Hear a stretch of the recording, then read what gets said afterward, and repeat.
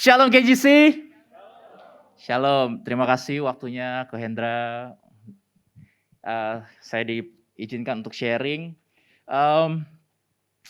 Kita tahu saat ini kita masuk dalam bulan Young Men. Nah, ini mungkin Bapak Ibu Saudara ngelihat judulnya apa hubungannya, tapi akan nanti dalam perjalanannya juga akan mengerti. Kenapa saya ambil judul ini? Ya, judul ini saya ambil dari kebodohan yang saya lakukan. Kenapa? Saya melakukan banyak hal bodoh. Ya, salah satunya adalah ya ini, tersesat di jalan yang benar. Ya, bukan tersesat di jalan yang salah, tapi tersesat di jalan yang benar. Kenapa? Izinkan saya sharing. Pada suatu kali saya pernah mendapatkan klien project dan dia bilang, ayo Gideon kita janjian. Di Jalan Nakula, nomor sekian. Ya. Yang saya tidak pahami waktu itu adalah, dan saya tidak teliti, bahwa ternyata di Bali banyak jalan yang namanya double. Ya. Jadi, pikir saya, karena saya sering hilir mudik ke RC dan segala macam, saya pikir Nakulanya itu adalah Nakula di Kute. Ternyata Nakulanya adalah Nakula yang di Denpasar. Kalau Bapak Ibu Saudara tahu Nakula di Denpasar itu yang dekat-dekat sate babi enak itu loh. Ya, pasti tahu lah, terkenal di situ. Nah, itulah yang dimaksud tersesat di jalan yang benar. Ya. Jalannya benar, tapi bukan itu tujuannya. Sampai sini paham ya?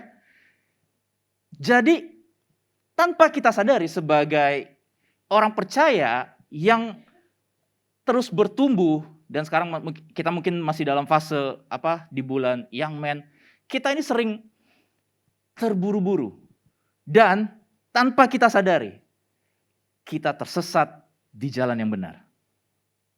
Ya, nggak percaya? Tapi sebelum saya masuk, saya izinkan saya untuk mohon maaf. Kenapa? Mungkin sharing kali ini tidak begitu menyenangkan hati dan telinga Bapak Ibu Saudara. Kenapa? Karena ini yang Tuhan taruh. Ya, kita sebagai orang percaya harus semakin terus bertumbuh dan bertumbuh, menjadi dewasa. Dan makanan orang dewasa bukan makanan lagi yang enak-enak. Amin? Nggak ada amin. Oke, it's fine. Ya, nggak apa-apa. Tugas saya hanya menyampaikan. Ya, jadi kita mulai. Pada waktu saya tersesat di jalan yang benar, saya merenungkan banyak hal. Dan ini jadi perenungan saya sehingga lahirlah ini. Kenapa saya bisa sampai tersesat di jalan yang benar? Ya, kalau itu pengalamannya sama dengan Bapak Ibu Saudara, kita bertobat sama-sama. Ya, ini pengalaman saya. Seringkali, kenapa kita bisa tersesat di jalan yang benar? Karena gagal melihat gambaran detail. Ya. Gagal melihat gambaran detail. Kenapa gagal? Karena kita senangnya melihat gambaran besar. Betul? Ketika kita melihat, oh, ada sesuatu hal, wah ini pasti seperti ini. Padahal detailnya kita perlu untuk apa? Make sure everything is right. Ya, itu penting. Kalau saya ngomong di generasi yang lebih senior, saya akan bilang, Bapak atau Ibu mungkin tidak melihat gambaran detailnya seperti apa. Kalau untuk yang sebaya KGC, saya akan bilang, terlalu terburu-buru saudara. Ya. Lalu kalau mungkin roket, saya akan bilang, sok tahu ngana. Ya. Tapi intinya sama apa enggak? Sama. Ya. Intinya sama. Kenapa? Karena kita Sok tahu. Bahasa sederhananya seperti itu. Bahasa simpelnya. Nah, karena saya sok tahu, karena saya berpikir, Nakula itu cuma ada di Kute. Tanpa saya berpikir bahwa Nakula itu ada di Denpasar. Begitu juga dengan Jalan Majapahit. Jalan Majapahit itu cuma ada di Legian. Ternyata di Denpasar juga ada. Banyak. Jangan sampai kita berpikir Jalan Bedugul, kita pergi ke Bedugul. Jauh banget ininya. Betul sih jalannya. Tapi bukan itu tujuannya. Sampai sini Bapak Ibu Saudara paham ya? Nah, kita akan belajar dari sebuah kisah tentang seorang raja yang gagal di hadapan Tuhan. Hanya gara-gara apa? Tidak melihat gambaran detailnya seperti apa. Oke. Di 1 Samuel 15 ayat 22 dibilang seperti itu. Tapi jawab Samuel, apakah Tuhan itu berkenan kepada korban bakaran dan korban sembelihan? Sama seperti kepada mendengarkan suara Tuhan? Jangan sampai gagal paham. Bilang kiri kanan Bapak Ibu Saudara, jangan sampai gagal paham. Ya. Ada sebuah cerita sebelum di ayat ini di 1 Samuel 13 ayat 9 sampai 12. Ceritanya itu seperti ini. Saul harus menunggu Samuel untuk mempersembahkan korban bakaran. Karena perintah Tuhan seperti itu. Ya.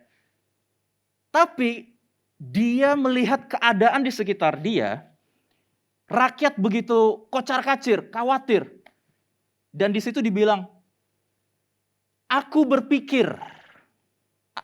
pikirku, ada baiknya aku mempersembahkan korban sembelihan itu sendiri. Sekarang saya tanya, mempersembahkan korban bakaran itu salah apa enggak? Halo? Enggak kan? Enggak. Tapi apakah itu yang Tuhan mau? No. Tuhan inginnya Samuel. Dari sini kita bisa melihat, jangan kita salah paham bahwa, lebih baik kita memberikan korban bakaran dibanding kita tahu apa yang menjadi isi hatinya Tuhan. Siapa pernah punya pengalaman seperti saya? Itu seperti ini. Saya pernah satu kali ditanya, Gideon, kamu suka apa? Sepatu apa? Ya. Mau dikasih hadiah, kado. Wah, seneng sekali, hati berbunga-bunga. Saya bilang, Air Jordan 1. Ya, pada waktu itu saya paling suka sepatu itu pada waktu itu. Tadi saya lihat ada yang pakai. Langsung cwing, antena saya langsung tahu. Nah, lalu tanpa babi bu bebo, orang tersebut langsung beli, cwing, ngilang, Air Jordan 1. Tanpa tahu saya suka warna apa, saya suka ukuran sepatu saya apa. Sampai sini paham? Gak salah. Tapi itu bikin, dapat kok tapi begini ya. Jadi kayak setengah hati gitu loh. Bukan berarti tidak bersyukur. Tapi bayangkan jika pemberian Bapak Ibu Saudara itu benar-benar sampai ke hati yang bersangkutan. Benar nggak? Menyenangkan sekali. Makanya waktu itu saya pernah melakukan itu kepada istri saya. Saya nggak tanya. Ya, kalau ada suami-suami di sini bertobat, tanya detail. Karena perempuan itu detail. Sampai hari ini saya pernah beliin baju, rasanya dia nggak pernah pakai. Bener, itu kayak saya udah jauh-jauh, udah mahal-mahal, dia nggak pernah pakai. Cuman simple, aku nggak suka warnanya, gitu. Sejak itu saya berkomitmen, saya cuma kasih uang aja, belanja, win-win solution, ya. Jadi akankah jauh lebih baik ketika kita benar-benar mengetahui apa yang menjadi kerinduan daripada Tuhan, dibanding melakukan apa yang menjadi pekerjaan-pekerjaan Tuhan. Anda bisa melakukan pekerjaan Tuhan tanpa mendengarkan suara Tuhan. Bisa. Tapi bukan itu poinnya. Saya nggak punya banyak waktu. Kita akan next. Yang kedua, cocokologi iman. Ya. Cocokologi iman. Maksudnya seperti ini. Seringkali kita mengandalkan pengalaman yang lalu bersama Tuhan. Sehingga pada akhirnya kita melabeli cara Tuhan bekerja. Sampai sini paham? Ya. Salah nggak mengandalkan pengalaman yang lalu? Tidak, Bapak Ibu Saudara, itu penting. Itu histori bagi kehidupan kita. Tapi saat kita melabeli cara Tuhan bekerja dengan pengalaman yang lalu, itu tidak akan membuat pertumbuhan dalam kehidupan kita. Ada buktinya. Ya. Di dalam 2 Samuel 5 ayat 19 dan 2 Samuel 5 ayat 23. Ini kisah Raja Daud. Raja yang berkenan di hadapan Tuhan. Ya. Daud itu orang paling jago dalam berperang. Ya. Gak perlu diajarin. Pasti menang. Ya. Tapi ada satu kisah di mana Daud bertanya kepada Tuhan. Ini masih di pasal yang sama ya. Apakah aku harus maju melawan orang Filistin itu atau akankah kau serahkan mereka ke dalam tanganku? Tuhan menjawab, majulah. Di pasal berikutnya ada peperangan lagi. Di ayat berikutnya ada peperangan lagi. 2 Samuel 5 ayat 23 dibilang seperti ini. Maka bertanyalah Daud kepada Tuhan lagi. Dan ia menjawab, janganlah maju. Tetapi buatlah gerakan lingkaran sampai ke belakang. Sehingga engkau dapat menyerang mereka dari jurusan pohon-pohon kertau. Bayangkan Bapak Ibu Saudara. Daud ini mengerti banget bagaimana caranya harus memenangkan pertarungan. Tapi dia tetap tanya sama Tuhan. Dia tidak memaksakan pengalamannya yang lalu. Tuhan pasti tolong. Benar Tuhan pasti tolong. Tapi dalam cara-caranya Tuhan, itu ada sebuah proses pengenalan. Dan itu yang tidak boleh kita lewatkan. Ya, jangan sampai kita tuh cocokologi iman tuh seperti ini. Oh, kita memaksakan kebenarannya kita dengan kebenarannya firman Tuhan. Sehingga kita berpikir, Tuhan pasti tolong. Betul Tuhan pasti tolong.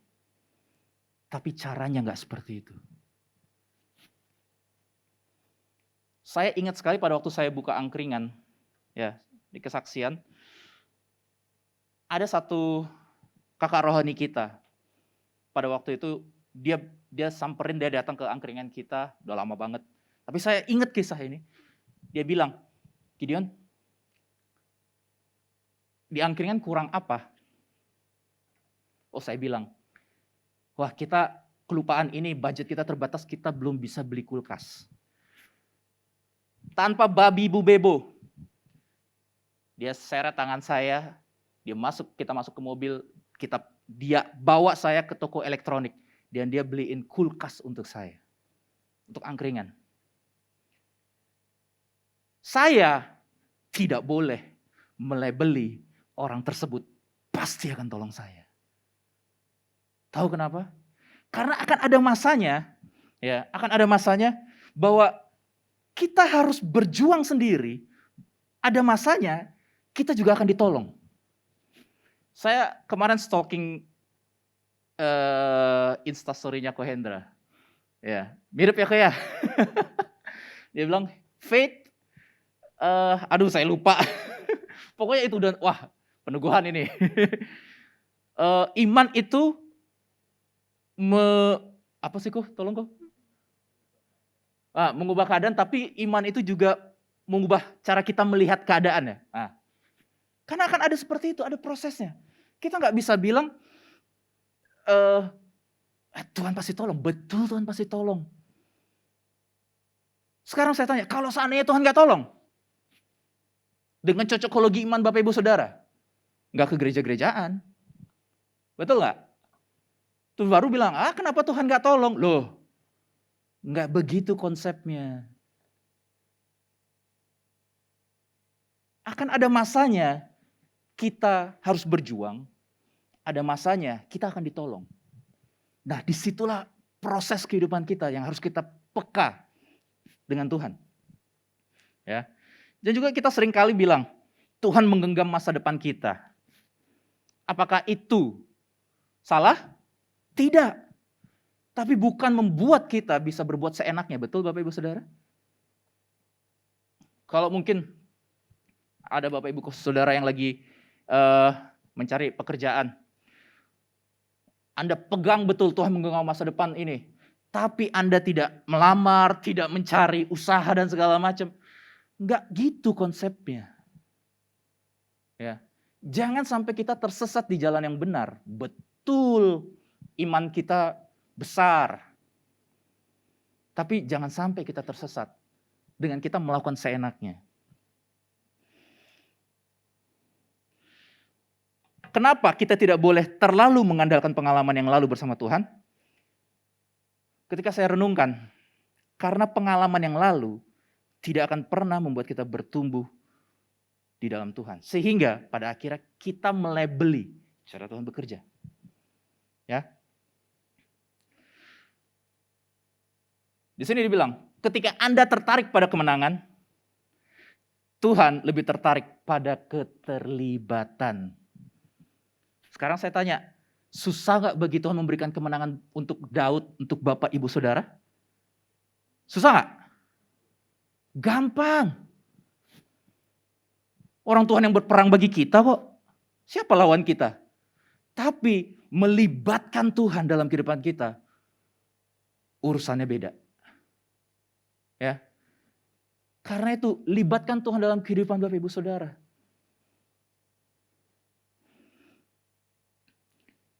Yang ketiga, saya mohon maaf ngomongnya agak sedikit ngebut. Dak-dikduk kalau ngelihat timer di KRC. Ya. Yang ketiga itu saya sebutnya ada udang di balik batu. Maksudnya apa sih? Ini aneh-aneh aja. Poin-poinnya kok duniawi sekali. Ya. Maksudnya seperti ini. Seringkali kita hidup untuk diri kita sendiri. Nggak percaya? Saya tanya.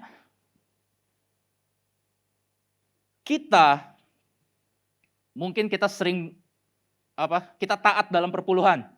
Betul? Tapi Anda taat kenapa? Takut hartanya digigit belalang dan pengengat? Atau takut tidak diberkati Tuhan? Enggak itu konsepnya. Ya, Anda taat, betul Anda mengembalikan perpuluhan. Anda memberkati orang. Tujuannya apa? Untuk diberkati? Bukan itu.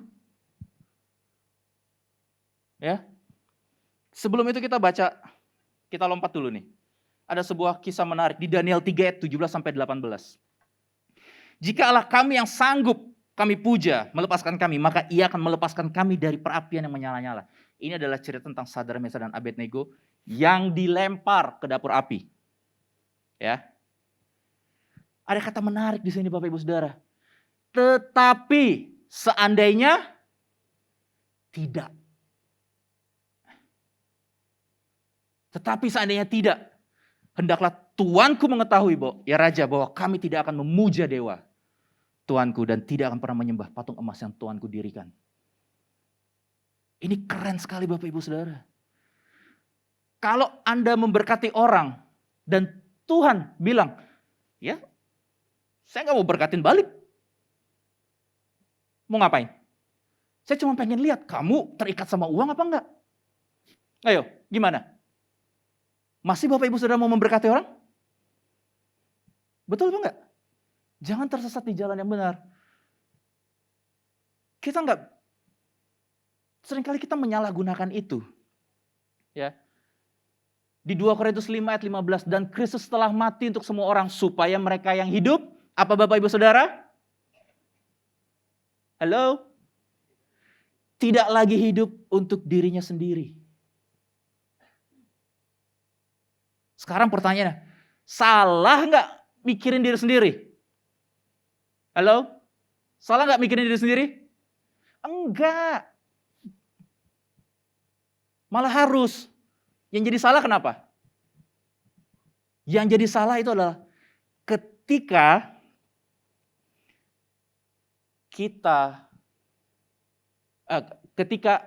itu menjadi darah daging dalam kehidupan kita. I, me, and myself. Ya. Itulah yang akan jadi masalah. Nggak salah. Anda pelayanan di mimbar ini supaya apa? Terlihat kudus. Nggak ada yang tahu. Atau enggak, saya pelayanan karena hari Minggu nggak ada ngapa-ngapain, ya udah saya pelayanan aja. Salah nggak pelayanan? Enggak. Tapi yang tahu isi hati kita siapa? Tuhan.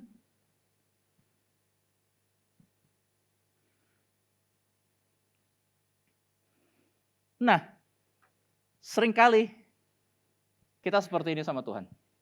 Bapak, Ibu, Saudara berdoa. Siapa yang nggak berdoa, nggak usah angkat tangan.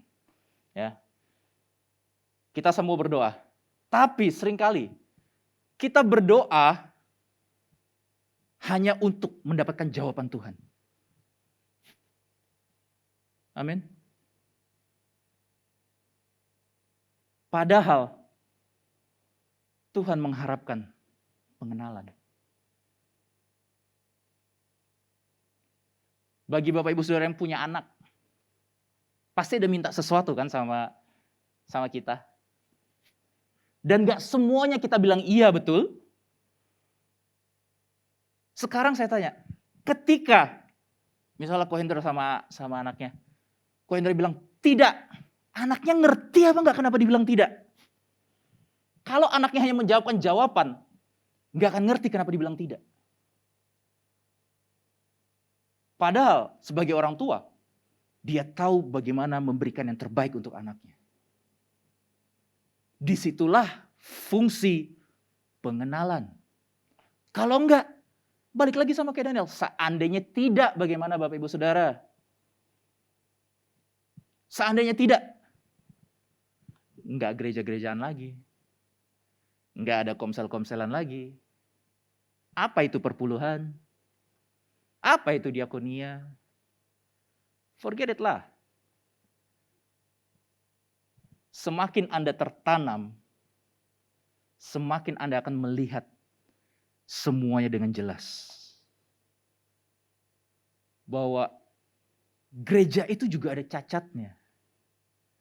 Tapi yang membuat kita tetap bertahan, karena kita melihat kasih Kristus. Satu statement, ketika kita ngakunya orang benar, ya, ketika kita ngakunya orang benar, tapi seringkali kita tersesat di jalan yang benar, ujung-ujungnya hanya akan ada pembenaran. Ya nggak apa-apa lah. Nggak salah ini. Ya nggak apa-apa lah, nggak ada yang tahu. Cuman saya, Tuhan, dan iblis yang tahu. Pembenaran. Dan padahal yang seharusnya adalah kita dibenarkan. Ya, saya ulangin, ketika kita terbiasa tersesat di jalan yang salah, kita ngakunya ini orang benar. Tapi kita membiasakan tersesat di jalan yang salah. Bapak Ibu Saudara hanya akan menimbulkan pembenaran-pembenaran lainnya. Mari kita berdoa.